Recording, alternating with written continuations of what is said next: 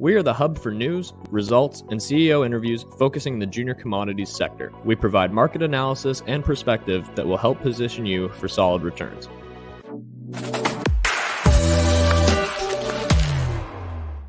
Good morning. Welcome to the Market Mindset. You're joining Andrew and Austin here. This is where we look at the foundational changes and some of the chaotic things that are going on and make some sense of them, and also to look specifically at a lot of the clean energy and the shift that's happening in technology that people are just getting their head wrapped around. And as part of this, we, of course, have looked at the Inflation Reduction Act, but also we're looking at the budget that just came out from the Canadian government. Austin, why don't you take it away from here?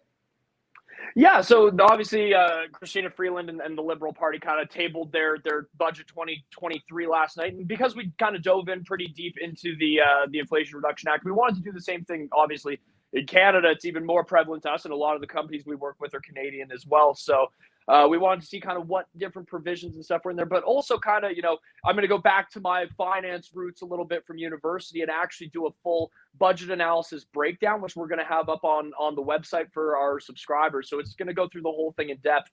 So what we're going to do is kind of just talk about a few of the highlights and then talk about the green investment, which is kind of their answer to what the Americans have done and the Biden administration's done down there. So really quickly, kind of just blowing through a few of the highlights. We're only $10 billion more in debt than we said or than they said we would be, Andrew. Only $10 billion.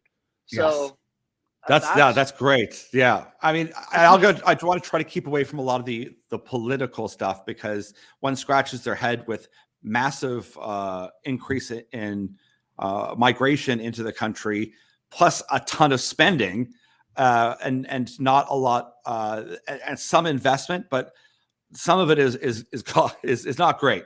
But we're going to focus mainly on this clean tech area that they're putting money towards. And one of the things that I kind of noticed off the top was they are trying to avoid talking about mining directly, which it still frustrates me. But you can give some of the highlights, and we'll go over, like you said, for our subscribers in detail. And the one thing I just wanted to throw out before we get into that is that something that came out of it too, which is also important, is this joint statement regarding nuclear when Joe Biden had visited Justin a few days ago. And that is a big leap forward in the case for uranium and nuclear. And what we need is more recognition that if we want to meet any of these targets that they have set, it can't come from just wind and solar. Not only has there been tons of studies showing that it can't be done, but it's just we have to have all the tools in the tool belt, because depending on the region you're in, you may not have as much access to wind. You may not have as much access to sun. You might have geothermal, but this needs to be addressed as it being the cleanest and safest form of energy. And the sooner we can get on board with that, the better. If people were to realistically look at the environment as being an issue. Yeah, they make a good point in that statement. The line that I'd kind of picked out from it is saying, we have a responsibility to ensure the global adoption of advanced nuclear technologies, including small modular reactors, continues to be safe and secure in accordance with obligations that they have set forth and whatnot, adhering to the highest standards of nuclear safety, security, and non-proliferation. So I think that's a good move in the right direction. I think it's a smart move, because obviously the Western allies have been watching very closely with Russia and China and everything that's going on with BRICS, and Xi and Putin were meeting last week. So it's kind of hey, we got the band together. We're still staying strong.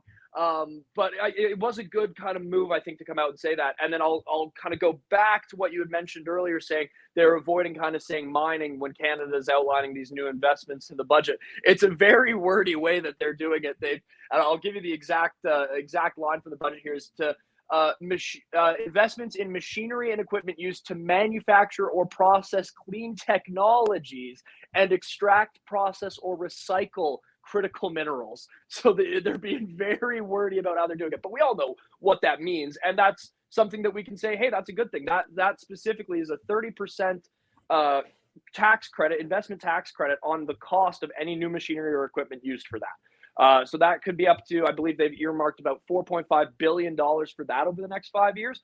We know some companies that are going to definitely be looking at that as an avenue to build out their projects and move forward.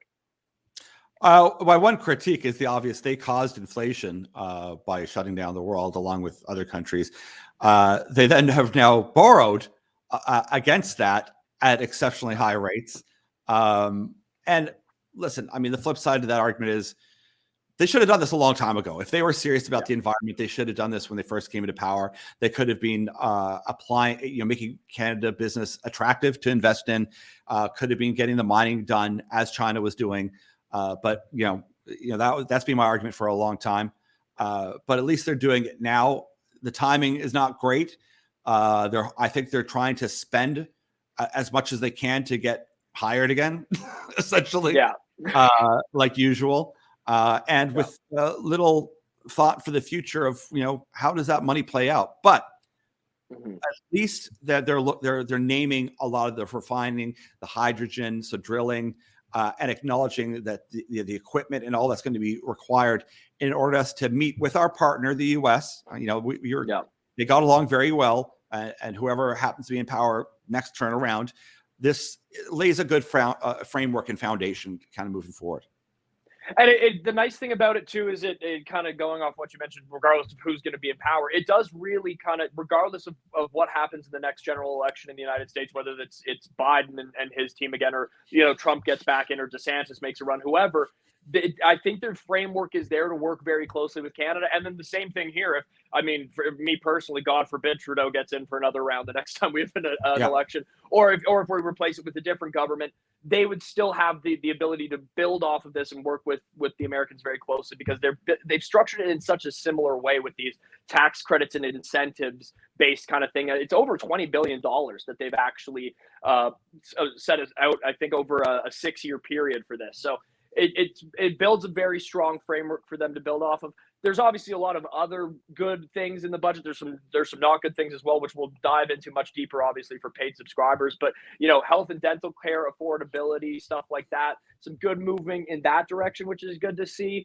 But then then there's the deficit's going to be up over 43 billion or something like that by the fall of this year, and so it's a balancing act. I think it's a lot of kind of what you said is, are they trying to stay in power by saying, look, we're doing stuff here, have some things, and yes, and the Liberals politically are in a tricky position as well, because you're dependent on the NDP to keep you in power and not have an election, which I guarantee you they don't want to be going through right now. Their hope is that they can kind of ride out this year without having to go to another election and maintain and hope that the momentum that especially the Conservative Party's picked up over the last little bit dwindles off a little. So from a political position, they're kind of handcuffed as well. But the key for us and the main focus for what we're going to talk about today, obviously, is that investment in green technology, the huge amount of money that's going to be open for investments, incentives, and tax credits on that front. And hopefully we're going to see a lot of companies that we like, a lot of companies that we haven't even heard of, but have great projects out there, take advantage of this.